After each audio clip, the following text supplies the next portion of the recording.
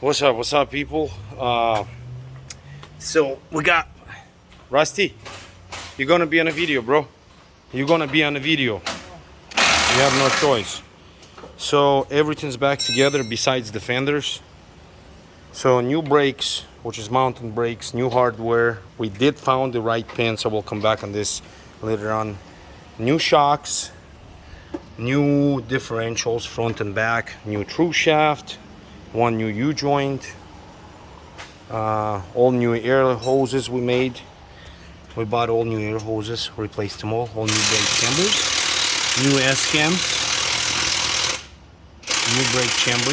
No, not new S-cams. S-cams are new. Slack adjusters are old. And we timed the wheels. Sounds funny, but see the pattern on the wheels, they were a little bit off. And now he's putting fenders in, his fancy fenders, and that's basically it. So it took us 5 days. He's complaining about it because it took too long, but in between all, I've been trucking, and between all, I was trying to find parts. Oh yeah, and we replace, so we bought this. Peterbilt sold us this aftermarket U-bolts and this thing right here. Guess what? U-bolt, too damn big. It don't fit in those holes. It's too wide. So somebody effed up on that. That's the parts nowadays. That's the point of the whole video. But we did replace one over here. This one right here. And we'll go back on this. This was the most stressful thing to find because it's absolutely insane. I will repeat myself again. If you do work on a Peterbilt 379, I don't know exactly the name of the spider gear, what part number is, but this is anchor pin. That's what the shoe's resting there. Let's say if you look on the top, the shoes kind of goes like this. Well, actually I can show you where it is. See that pin? That's the one. They do not make one anymore. You actually got to replace the whole entire spider, which is absolute insanity. So I got a friend of mine, he's an older guy, and he was a welder, kind of machine stuff out. So he made us few. And this guy's come out really, really hard. So we rule in one, we pound 3 in, and then we rule in one. It kind of went cockeye a little bit, and then we keep hitting it. And what happened is it got swollen. So this morning we got another one. But the proper way to put it in the spins, I will show you. Oh yeah, I went to the fridge. See how it's iced up? So this is old pin and a new pin, but they going fairly tough and they ain't gonna go nowhere. Plus the spring holds them on the side. So if you do break Peterbilt, before you tear anything apart, or if you tear anything apart, don't go any deeper till you find if you need to replace the spins. If they wore out like this one, then you have to find somebody make them. So I will keep this bad boy in the fridge right there. But that's how if some people familiar why I'm put that pin in the fridge. If I do need to use it, because I got to do brake job on mine and have the same setup, if I do have to replace them, the iron will shrink when it gets cold and it will expand when it gets warm. So it's kind of good practice to do that, to freeze the iron before you put it in.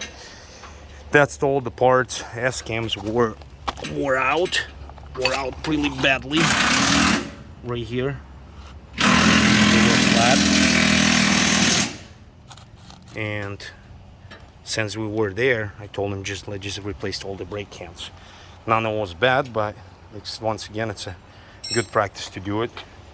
This clutch, I don't know when this came from. That's not from here. The shoes were fine too. One of the wheels here were leaking a little bit. But oh, the S-cams, that's the one I want to show. The S-cams actually were out. The worst is right here. Like, it has a huge groove right there because of this washer. They literally just eat right through it. So if you would run it, I would say another couple years, I bet the head would just snap out of it. Which is crazy. That actually would happen, Rusty. Well, right where the S-cam head is, it would snap out because it's bad as it got worn. We put 2 new axles, like I said before. Look how much they stripped out. That one's even worse, see?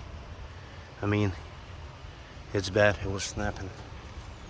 So now he got 2 years warranty, 2 years on a transmission, the transmission too, because we did replace at the beginning of this year.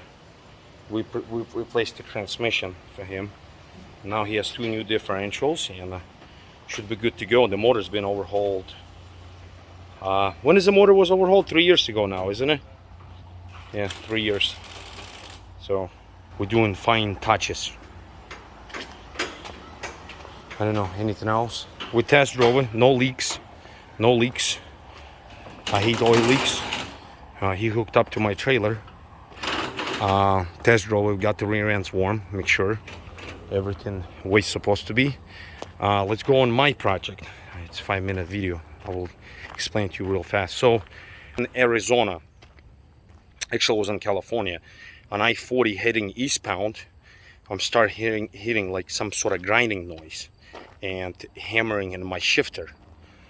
So I'm like, okay, so I downshift, it's still doing it, then I downshift again in the 16 gear and I quit doing it.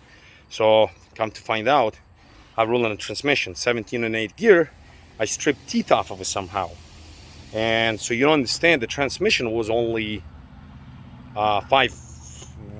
second month of the year, 5 months old basically, let's say 6. And some people gonna say, yeah, it's shitty transmission. No, it's not, and I'm not bragging about it. The problem is, when I rolled in the first transmission, then I put the second one, which before this one, they told me, it's like, dude, you're making way too much power. That transmission might not gonna last as long, depends how well you're gonna take care of it. So I did actually baby it and take care of it. But once in a while you get carrying away, or you don't want somebody pass you up the hill, you end up hammering on it.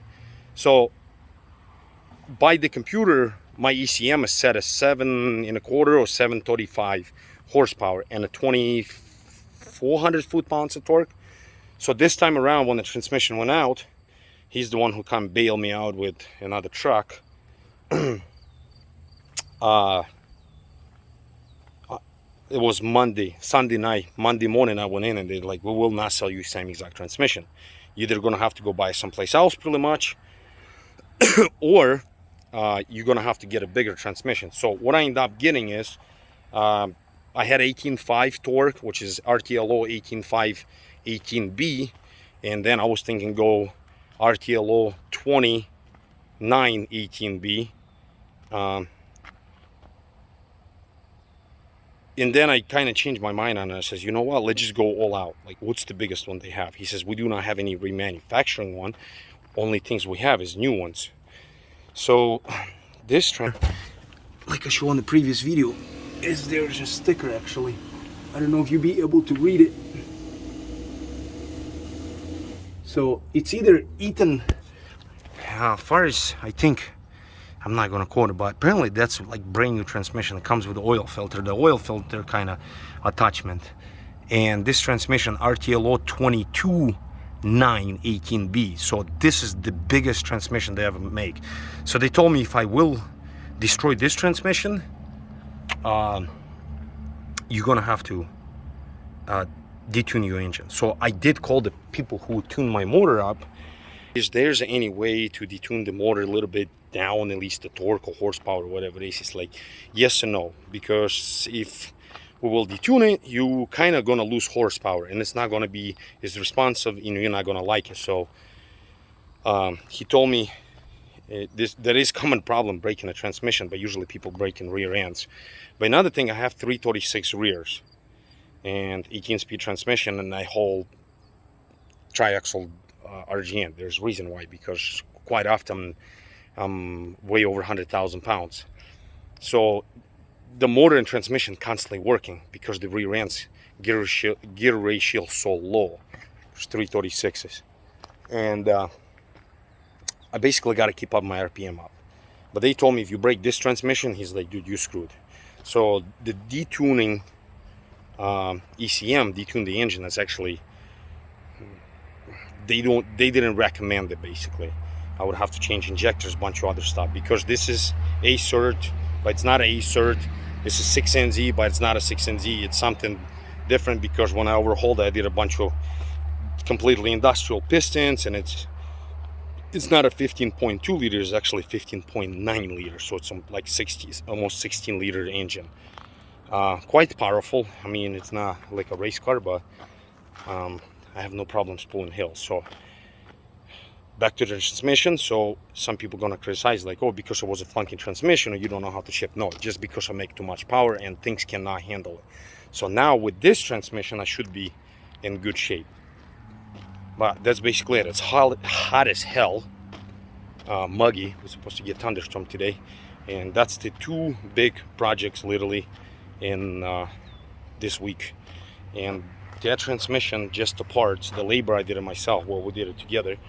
Just the parts cost me $10,256. I have a receipt someplace. I have to find it. But and another thing, when I was coming back with the broken transmission, I got a nail.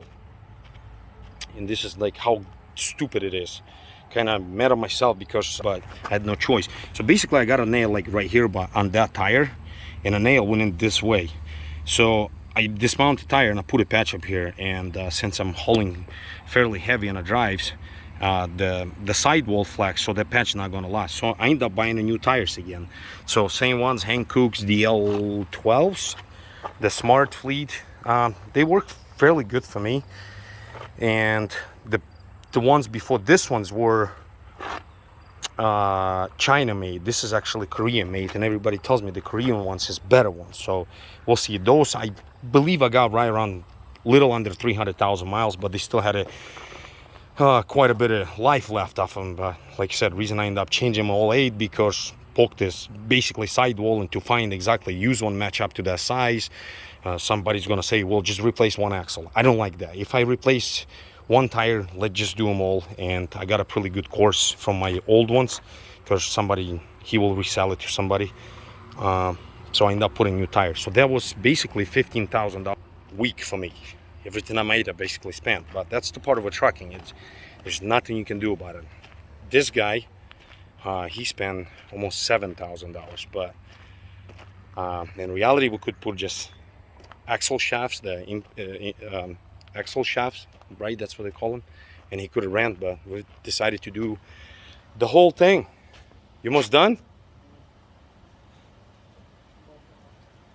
Yeah. So that's the story of the life, truck driver life. You want to say anything, Rusty? Nothing? He has no comments. He's so frustrated because it took so long. But the worst thing about it, to find that pins, like that, just absolutely craziness to discontinue making part. Oh, another thing, I don't know if it's true, but that's why I says, when did they quit using that spider? He's like, I think in 2019 or 2020. So I'm like, and they non-serviceable now? He's like, yeah, pretty much. I says, so you got to call Bendix, and then Bendix has to give you another part number, and then you got to replace this and that. It's just absolutely crazy. I could not believe.